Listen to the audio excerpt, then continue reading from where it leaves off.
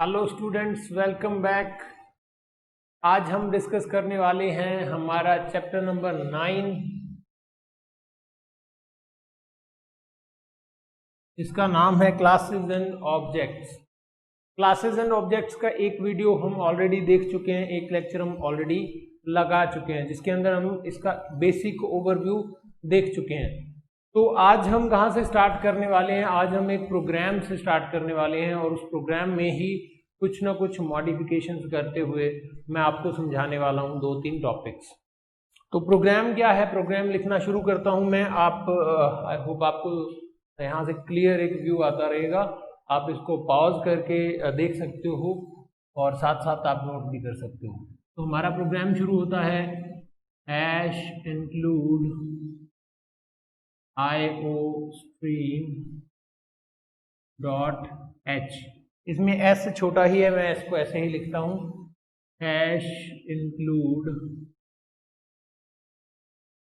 conio.h। इसके बाद में हम एक क्लास बनाते हैं, क्लास का नाम रखते हैं टेस्ट।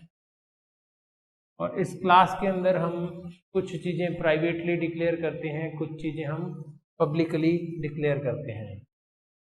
तो प्राइवेट हम डिक्लेयर करते हैं इंट a, b, c और पब्लिकली हम डिक्लेयर करते हैं, यहाँ पे कॉलन है, सेमी कॉलन नहीं है।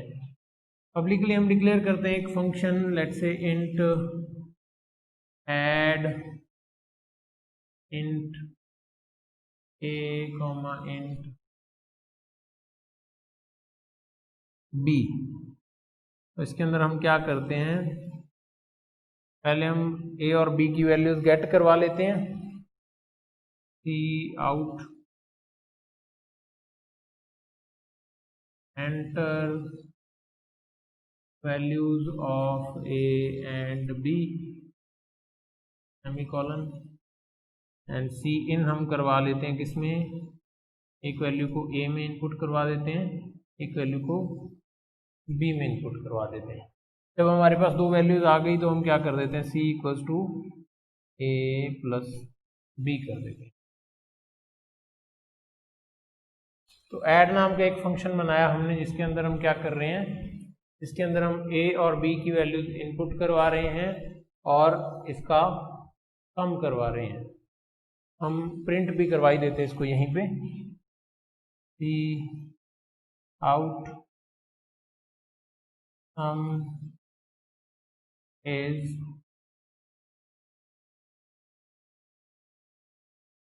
c। और सी आउट हमने पहले भी लगाया हुआ है, यहाँ पे हम एंड एल भी लगा देते हैं, सी इन हो जाएगा, फिर यहाँ पे ऐसे करके प्रिंट हो जाएगा। तो ये हमारा यहाँ पे कंप्लीट हो गया और जो हमारी क्लास है वो यहाँ पे बंद हो गई। क्लास के बाद में सेमीकोलन आता है और फिर हमारा स्टार्ट होता है हमारा मेन फंक्शन। मेन के अंदर आते हैं, हमने क्या किया, इंट void मेन ही कर लेते हैं, हम कुछ रिटर्न नहीं करने वाले हैं। void मेन, इसके अंदर आते ही हम बुक करेंगे क्लियर स्क्रीन। यहाँ हम क्या करते हैं, सबसे पहले एक क्लास का वेरिएबल बनाते हैं test1 और हम t1 के साथ क्या कॉल करते हैं, t1.add इस फंक्शन को कॉल करते हैं और इसको अगर ये कंप्लीट है गेट ch करके तो बंद कर देते हैं। तो ये हमारा बिल्कुल ही सिंपल सा एक प्रोग्राम है। इसको देख के आप समझने की कोशिश करो कि मैं इसमें क्या आपको बताना चाह रहा हूँ।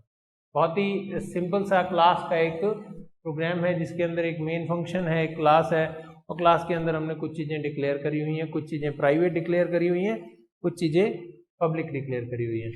तो यहाँ से हमें क्या पता चलता है, इसके दो हिस्से हो गए।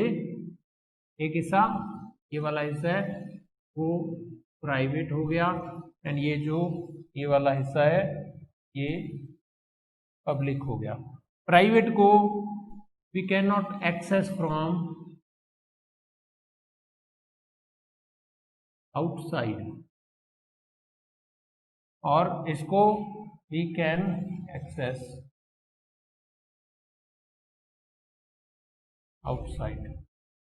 जो चीजें हम पब्लिक में डिक्लेयर करते हैं उनको बाहर से एक्सेस किया जा सकता है, जो चीजें हम प्राइवेटली डिक्लेयर करते हैं उनको बाहर से एक्सेस नहीं किया जा सकता। तो जो आपका मेन चैप्टर स्टार्ट होता है उसमें बताया गया कि क्लास की डिक्लेरेशन कैसे होती है। तो क्लास की डिक्लेरेशन होती है क्लास कीवर्ड एंड क्लास के नेम से। क्लास का नेम मैंने यहाँ पे टेस्ट रखा हुआ है, आप कुछ भी रख सकते हो। उसके बाद में करली ब्रेसेस स्टार्ट होता है और जहाँ पे क्लास खत्म होती है वहाँ पे करली ब्रैकेट बंद करके सेमीकोलन आता है। उसके बाद क्लास के अंदर दो हिस्से होते हैं, प्राइवेट एंड पब्लिक। प्राइवेट लिखना पड़ता है, पब्लिक लिखना पड़ता है। अगर हम कुछ भी नहीं लिखते हैं तो बाय डिफॉल्ट क्या होता है, बाय डिफॉल्ट प्राइवेट ही होता है। तो हमने प्राइवेटली कुछ वेरिएबल डिक्लेयर कर दिए जो ए, बी और सी है। पब्लिकली हमने एक फंक्शन बना दिया ऐड नाम का, जिसके अंदर हम दो वैल्यूज को गेट कर रहे हैं और उनका सम करके उसका रिजल्ट प्रिंट कर रहे हैं। यहाँ पे हमने क्या किया, मेन के अंदर आते ही हमने टेस्ट क्लास का एक वेरिएबल बनाया t1, और t1 के साथ हम फंक्शन को कॉल कर रहे हैं। जब हमने क्लास को यूज करने का तरीका देखा है, बुक में आप देखो जो फर्स्ट पेज पे आपके लिखा होगा how to declare a class, उसके बाद में लिखा होगा how to declare an object. तो ऑब्जेक्ट कैसे डिक्लेयर होता है, ऑब्जेक्ट डिक्लेयर होता है क्लास के नाम के साथ। क्लास का वेरिएबल होता है बेसिकली ये। क्लास का नाम क्या है, टेस्ट, और उसका वेरिएबल क्या है, कुछ भी नाम रख सकते हैं। हमने यहाँ पे t1 रख दिया। तो ये t1 क्या है, एक ऑब्जेक्ट है, दिस इज एन ऑब्जेक्ट। मैंने ये डबल स्लैश लगा के ऑब्जेक्ट क्यों लिखा, क्योंकि ये सिंगल लाइन कमेंट हो गया। अब ये हमारे प्रोग्राम का पार्ट नहीं है, ये सिर्फ प्रोग्रामर को दिखेगा, लेकिन जब कंपाइल करेगा कंपाइलर को नहीं दिखेगा। t1.add से क्या हुआ, एक फंक्शन कॉल हो गया जो किस क्लास के अंदर है, टेस्ट क्लास के अंदर है। कैसे एक कॉल हो गया, क्योंकि t1 इस क्लास का ऑब्जेक्ट है, तो इस क्लास के ऑब्जेक्ट के साथ हम इसके फंक्शन को कॉल कर सकते हैं। हमने इसको कॉल किया, कॉल करने पे हमारे पास क्या हुआ, हमारे पास ये फंक्शन चला और हमारा आउटपुट आ गया। पहले आया enter values of A and B, A और बी की वैल्यूज हम दे देंगे। मान लो हमने 10 और 15 दे दी, और सी के अंदर 10 और 15 का सम हो जाएगा 25, तो आउटपुट आ जाएगा सम इज 25। तो ये एक बहुत ही सिंपल सा प्रोग्राम है क्लास का एग्जाम्पल के साथ। अगर आप, ये किस चीज का एग्जाम्पल है, this is the example of declaring a function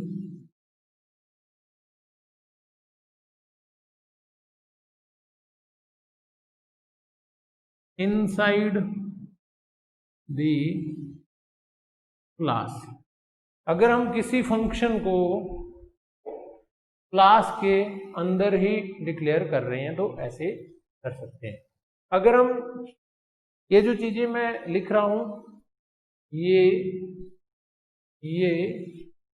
and ये, these are not the part of the program. Part of program क्या है, जो इसमें ये वाला लिखा हुआ है ब्लू कलर के मार्कर में, एंड इधर मेन। ये डबल स्लैश ऑब्जेक्ट आप ये लिख सकते हो क्योंकि ये कमेंट है, this is the part of program but it is not considered in the compiling process. ये कमेंट होता है। तो ये प्रोग्राम का आप एक अच्छा सा स्क्रीनशॉट छाप लो। इसमें क्या कुछ कवर हो गया, ये क्लास का एक बेसिक एग्जांपल हो गया, ऑब्जेक्ट कैसे यूज करते हैं वो एग्जांपल हो गया, and how to declare a function inside the class. ये देख लो, फिर मैं आपको बताता हूँ how to declare the function outside the class. Inside तो हो गया, क्लास के बाहर कैसे एक्सेस कर सकते हैं।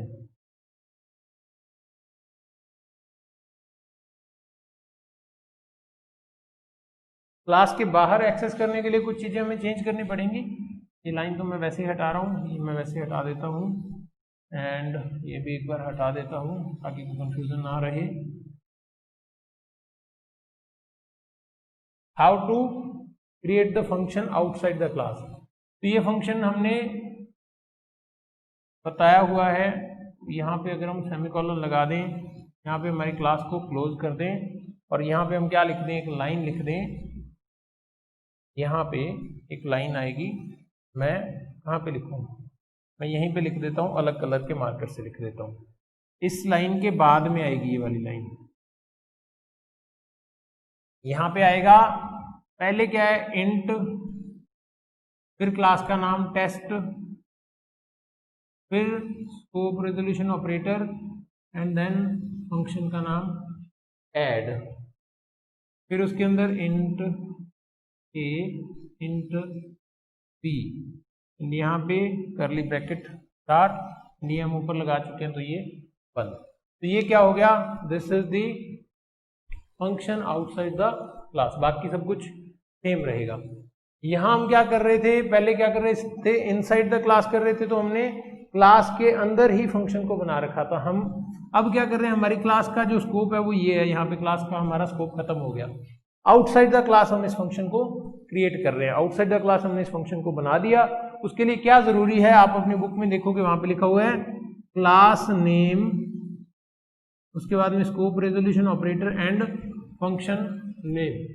अगर हम आउटसाइड द क्लास हम फंक्शन को बनाते हैं तो हमें क्या लिखना पड़ता है, क्लास का नाम लिखना पड़ता है और फंक्शन का नाम लिखना पड़ता है, और फिर हम आर्ग्यूमेंट्स या उसकी बॉडी लिख सकते हैं। तो ये भी सेम तरीके से चलेगा, सेम तरह से इसका आउटपुट आएगा। तो ये क्या हो गया, किस चीज का एग्जांपल हो गया, this is the example of creating a function outside the class. तो इसका भी एक अच्छा सा स्क्रीनशॉट छाप लो। इसमें ध्यान रखना, यहाँ पे ये वाली लाइन पहले आ रही है, इसको सेमीकोलन के साथ क्लोज कर दिया, फिर ये इंट वाली लाइन है, फिर ये करली ब्रेसेस स्टार्ट है, उसके बाद में सी आउट वाली लाइन है। अब इसके बाद में जो नेक्स्ट टॉपिक है वो है असेस मॉडिफायर्स। असेस मॉडिफायर्स एक थ्योरेटिकल पोर्शन है, मैं आपको ऑलरेडी बता चुका हूँ असेस मॉडिफायर्स क्या होते हैं। Access modifiers are the modifiers which can use the process of how do we access the data.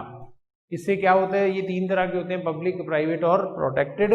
Public में कैसे एक्सेस कर सकते हैं, पब्लिक में हम क्लास के आउटसाइड, क्लास के बाहर से भी क्लास के अंदर के डाटा को यूज कर सकते हैं। जो चीजें प्राइवेटली डिक्लेयर्ड है उनको क्लास के बाहर से हम यूज नहीं कर सकते हैं, क्लास के अंदर से ही एक्सेस कर सकते हैं।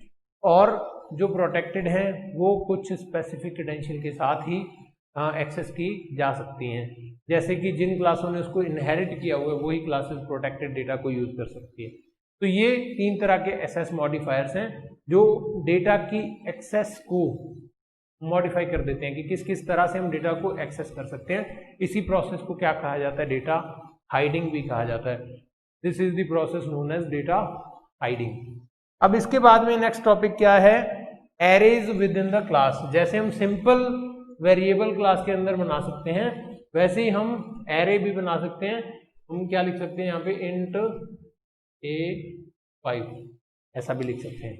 और उसको गेट कराने के लिए हमें ऑब्वियस ही बात है 5 है तो लूप लगाना पड़ेगा 0 to 4 का या 1 to 5 का, वो लगा के हम वैल्यूज इनपुट कर सकते हैं, वो लगा के हम वैल्यूज आउटपुट कर सकते हैं, और कोई फर्क नहीं है।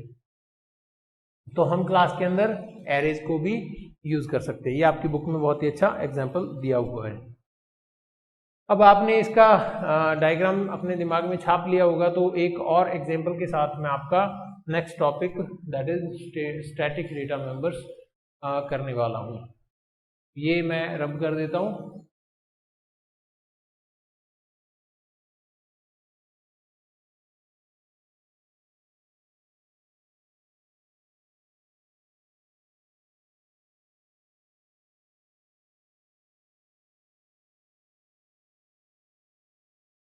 अब एक प्रोग्राम मैं लिखता हूँ आपके बोर्ड पे, शायद आपको समझ आ जाएगा बहुत ही अच्छे से। Hash include iostream dot h, hash include onio dot h. You can also write this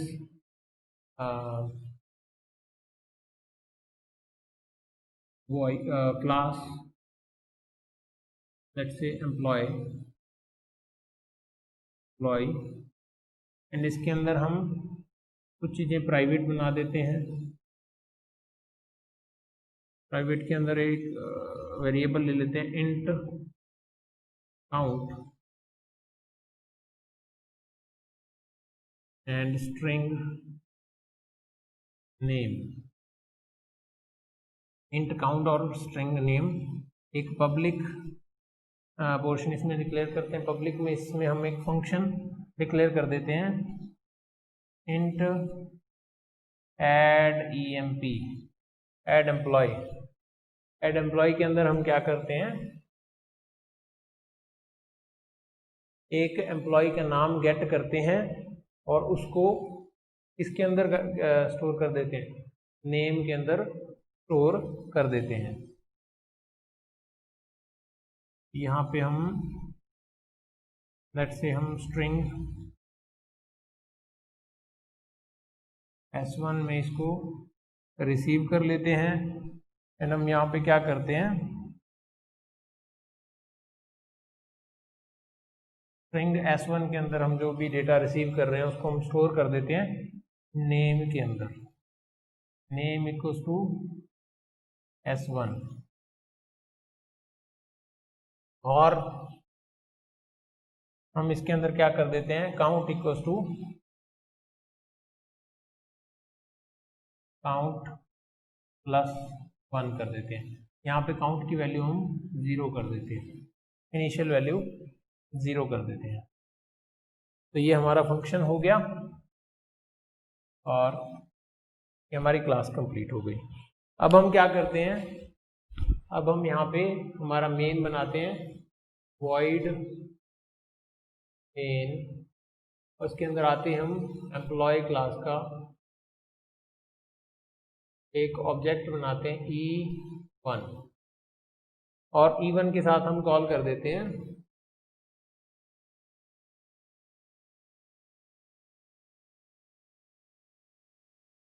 एक और फंक्शन बनेगा जो हम यहाँ बना लेते हैं। पहले कि हमने शो नहीं कराया हुआ डेटा, मैंने क्लास को यहाँ पे क्लोज किया हुआ था तो मैं क्लास दोबारा बना देता हूँ। अब बंद नहीं करता, यहाँ पे इसके आगे ही इसके आगे एक और फंक्शन बना देते हैं इंट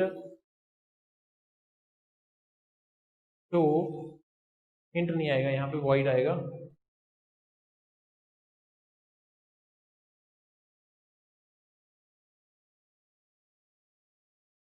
यहाँ पे भी वॉइड आएगा, वॉइड शो। ये क्यों आ रहा है वॉइड, मैं आपको बता देता हूँ। इंट का मतलब था कि हम यहाँ पे कुछ रिटर्न करने वाले हैं इंटीजर टाइप का, लेकिन हम कुछ रिटर्न नहीं कर रहे हैं तो हम क्या करेंगे, हम वॉइड लगा देंगे, मतलब हम कुछ भी रिटर्न नहीं कर रहे हैं। वॉइड शो के अंदर हम क्या करते हैं, हम सी आउट कर देते हैं name of employ is equals to, और इसके बाद में आई होप ये आपकी स्क्रीन के अंदर आ रहा है, इसके बाद में हम लिख देते हैं नेम, नेम वेरिएबल को हम प्रिंट करवा देते हैं हम, और सी आउट यहाँ पे हम क्या कर देते हैं, number of employees,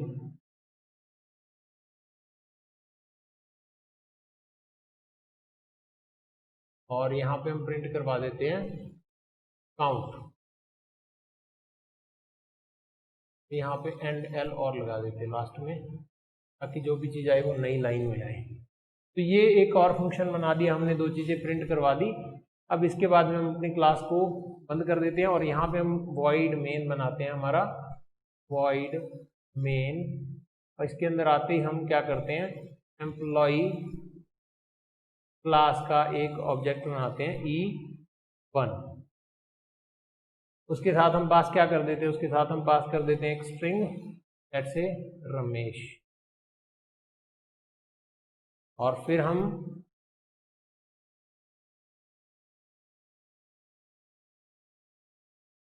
employ e1 बनाते हैं और हम क्या कर देते हैं, e1 के साथ एक फंक्शन कॉल करते हैं e1 डॉट एड emp, और उसके अंदर हम क्या पास कर देते हैं, एक स्ट्रिंग पास कर देते हैं रमेश, और फिर हम e1 के साथ क्या कॉल कर देते हैं, e1 के साथ कॉल कर देते हैं तो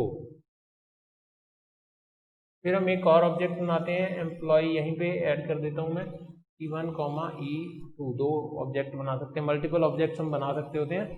तो यहाँ पे हम कॉल करते हैं e2 डॉट एड emp, यहाँ पे राहुल, और e2 डॉट शो। तो यहाँ पे मैं अपने मेन को बंद कर देता हूँ। यहाँ पे मैं get ch भी लगा सकता हूँ, get ch लगा के मेरे मेन को क्लोज कर देता हूँ। तो अब जो मैंने फंक्शन ये प्रोग्राम बनाया है इसके अंदर हो क्या रहा है मैं आपको समझाता हूँ। एक बार आप इसको नोट कर लो, अपने दिमाग में छाप लो। जैसे ही मैं मेन के अंदर आके दो ऑब्जेक्ट बनाता हूँ e1 और e2, तो e1 के साथ क्या होता है, e1 के साथ ऐड एम्प्लॉय नाम का एक फंक्शन कॉल होता है जिसके अंदर क्या होता है, रमेश पास हो जाता है। तो इसके अंदर आते हैं हम, प्राइवेटली काउंट डिक्लेयर्ड है 0 और ऐड एम्प्लॉय में s1 के पास क्या आ जाता है, रमेश आ जाता है। तो उसके अंदर नेम के अंदर हम क्या डाल देते हैं, s1 डाल देते हैं। तो नेम के अंदर क्या आ गया, रमेश आ गया और count equals to count plus 1 कर देते हैं। मतलब जब e1 चलेगा तो e1 के पास कुछ ऐसा डेटा आ जाएगा। e1 के अंदर नेम तो हो जाएगा रमेश एंड काउंट हो जाएगा 0 से 1। जब दोबारा हम किसी नए ऑब्जेक्ट के साथ e2 के साथ फंक्शन ऐड emp कॉल करते हैं जिसके अंदर हमने राहुल पास किया हुआ है, तो उसके अंदर नेम क्या हो जाएगा, राहुल और काउंट क्या हो जाएगा 2। ऐसा होना चाहिए, लेकिन ऐसा नहीं होगा। काउंट यहाँ पे 1 ही शो करेगा। आप ये प्रोग्राम बना के चला के देखना। कारण क्या है, कारण ये है कि एम्प्लॉय e1 जब हम ऑब्जेक्ट बना रहे हैं तो e1 ऑब्जेक्ट के पास ये सारा डेटा आ जाता है जिसमें काउंट 0 है। जब e2 बनाते हैं तो e2 में अलग वेरिएबल काउंट बनता है, e2 के अंदर भी सारा डेटा आ जाता है। वो जो e2 का काउंट है उसकी वैल्यू भी स्टार्टिंग में 0 है, वो 1 हो जाएगी जब हम count equals to count plus 1 करेंगे। ऐसे जो e1 के पास काउंट है उसकी वैल्यू भी 0 है, जब हम count equals to count plus 1 करेंगे तो उसकी वैल्यू भी 1 हो जाएगी। हम क्या चाह रहे हैं, हम एक ही वेरिएबल को दोनों ऑब्जेक्ट्स के अंदर रिटेन कराना चाह रहे हैं। अगर हम ऐसा करना चाहते हैं तो हमें कुछ स्पेशल टाइप का वेरिएबल यूज करना पड़ता है। उस स्पेशल टाइप के वेरिएबल को क्या बोला जाता है, उसको बोला जाता है static variable, static data member. Static data member की कुछ खासियत, कुछ विशेषताएं आपकी बुक में लिखी हुई हैं। क्या लिखी हुई हैं कि उसका इनिशियल वैल्यू इज ऑलवेज 0, तो हमें ये लिखने की जरूरत नहीं है, इसकी इनिशियल वैल्यू 0 ही होती है। दूसरा, इसकी मल्टीपल कॉपीज नहीं होती है, मतलब एक ही वैल्यू रिटेन करता है। एक ही वैल्यू रिटेन करता है तो मतलब काउंट एक बार आ गया वही s1 e1 के पास होगा, वही काउंट e2 के पास होगा, वही काउंट e3 के पास होगा। मतलब पहली बार 1 आएगा, दूसरी बार 2 आएगा, तीसरी बार 3 आएगा, चौथी बार 4 आएगा। ऐसे करके काउंट की वैल्यूज बढ़ती रहेंगी। तो उसकी सिंगल कॉपी होती है जो सभी के पास रहती हैं। और तीसरा जो आपके पॉइंट लिखा हुआ है वो लिखा हुआ है कि this variable is associated with class, ये क्लास के साथ जुड़ा होता है, इसलिए इसको क्लास का वेरिएबल बोला जाता है। क्लास का वेरिएबल, क्लास वेरिएबल बोला जाता है। अगर हम इस तरह से कोई वेरिएबल डिक्लेयर करते हैं स्टैटिक वेरिएबल, तो एक काम हमें और भी करना पड़ता है। वो क्या करना पड़ता है, हमें जब हमारी क्लास कंप्लीट हो जाती है और मेन से पहले हमें इस वेरिएबल को दोबारा डिक्लेयर करना पड़ता है। कैसे, हमें लिखना पड़ता है इंट क्लास का नाम और काउंट। हमें इस तरह से मेन से पहले इसको ग्लोबली डिक्लेयर करना पड़ता है ताकि हम इसको यूज कर पाए हर किसी ऑब्जेक्ट के साथ। तो अगर हम इस तरह से एक प्रोग्राम बनाते हैं, इस वेरिएबल को स्टैटिक डिक्लेयर कर देते हैं, तो ये वेरिएबल क्या हो गया, स्टैटिक हो गया। इसकी सेम वेरिएबल की कॉपीज किसके पास रहेंगी जितने मर्जी हम ऑब्जेक्ट बना दें, e1 के पास भी वही काउंट रहेगा, e2 के पास भी वही काउंट रहेगा। और मजे की बात क्या है, ये पिछली वैल्यू को रिटेन करेगा। मतलब e1 ने क्या कर दिया था, count equals to count plus 1 कर दिया था, मतलब इनिशियली इसका मान 0 होता है। जब e1 के साथ इसको कॉल किया गया तो काउंट का मान 1 हो गया। जब हम e2 के साथ कॉल करेंगे तो उसको इनिशियल मान 0 नहीं मिलेगा, उसको इनिशियल मान 1 मिलेगा, क्योंकि काउंट सेम ही है दोनों के पास क्योंकि ये स्टैटिक है, तो वो 1 से शुरू होगा तो यहाँ पे काउंट की वैल्यू क्या हो जाएगी 2 हो जाएगी। तो इस तरह से स्टैटिक डेटा मेंबर्स होते हैं। स्टैटिक डेटा मेंबर्स कुछ ऐसे डेटा मेंबर्स होते हैं जो स्पेशल टाइप के होते हैं, स्टैटिक कीवर्ड के साथ यूज किए जाते हैं, इनका इनिशियल वैल्यू 0 होती है, इनकी सेम कॉपी मल्टीपल ऑब्जेक्ट्स के साथ कॉपी होती है, वो अपनी एक ही वैल्यू को अलग अलग वेरिएबल के साथ रिटेन करते हैं, अलग अलग ऑब्जेक्ट के साथ रिटेन करते हैं, और ये पूरी क्लास के साथ एसोसिएटेड होते हैं, इसलिए इनको ऑब्जेक्ट का वेरिएबल ना कह के क्लास का वेरिएबल कहा जाता है। आई होप आपको इस प्रोग्राम से ये चीज समझ आ गई होगी। अब इसके बाद में एक छोटा सा टॉपिक और है, that is static member function. Static member function मतलब हम किसी फंक्शन को भी स्टैटिक बना सकते हैं। कैसे बना सकते हैं? उसके आगे स्टैटिक कीवर्ड लगा के। स्टैटिक मेंबर फंक्शन की भी कुछ विशेषताएं होती हैं। वो क्या करते हैं? वो स्टैटिक डेटा मेंबर्स को ही यूज करते हैं। वो एक ऐसे मेंबर होते हैं, ऐसे फंक्शन होते हैं जो स्टैटिक डेटा मेंबर्स को ही एक्सेस करते हैं, और इनको अगर हमने कॉल करना हो, जैसे हमने यहाँ पे ऑब्जेक्ट के साथ कॉल कर रखा है नॉर्मल फंक्शंस को, अगर हम कोई स्टैटिक फंक्शन बना दें यहाँ पे कुछ भी, स्टैटिक वॉइड xyz मान लो, उसके अंदर हम कुछ भी xyz चीजें कर देते हैं, तो उसको हम कॉल कैसे करेंगे? xyz को फंक्शन को कॉल करने के लिए हम ऑब्जेक्ट का सहारा नहीं लेंगे, उसको हम क्लास के नाम के साथ कॉल कर सकते हैं। मतलब क्लास का नाम क्या है हमारा? Employ scope resolution operator and xyz। अगर हम ऐसे कॉल करेंगे तो ये कॉल हो जाता है, और कोई फंक्शन इस तरह से क्लास के नाम से कॉल नहीं होता, स्टैटिक मेंबर फंक्शंस कॉल हो जाते हैं।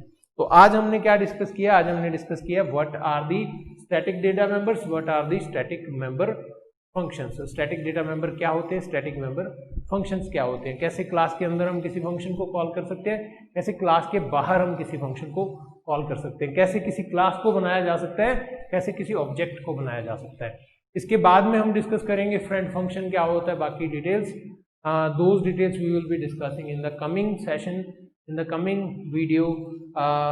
मेरे ख्याल से ये वीडियो इतना लंबा नहीं है, लेकिन इसके अंदर जो ये डिटेल स्टडी है ये आपके लिए बहुत ही इंपॉर्टेंट है, तो इसका एक अच्छा सा स्क्रीनशॉट अपने दिमाग में ले लीजिए, इसको खुद से कंप्यूटर पे चला के देखिए। अगर किसी को कुछ समझ नहीं आता, कुछ दिक्कत होती है, तो मेरे से क्रॉस वेरीफाई कर लीजिए, but you should wait for the notes, because हो सकता है possibility, it may be possible, it is possibility कि यहाँ पे लिखते टाइम मेरे से कोई सेमीकोलन या कोई गलती हो गई हो, तो जो मैं आपको नोट्स दूंगा उसके अंदर ये वाला प्रोग्राम आपको बहुत ही अच्छे से लिखा हुआ मिलेगा, या मैं आपको एडिशनली ये वाला प्रोग्राम रिटर्न में प्रोवाइड कर दूंगा नोट्स के साथ एडिशनल प्रोग्राम के रूप में। तो ये वाले प्रोग्राम्स को आप स्टडी कर लेना, इसको आप प्रोग्राम को चला के देख लेना। अगर आपको उसमें कुछ दिक्कत आए, समझ ना आए, तो you can ask me question in the comment section और in the discussion portion of your application.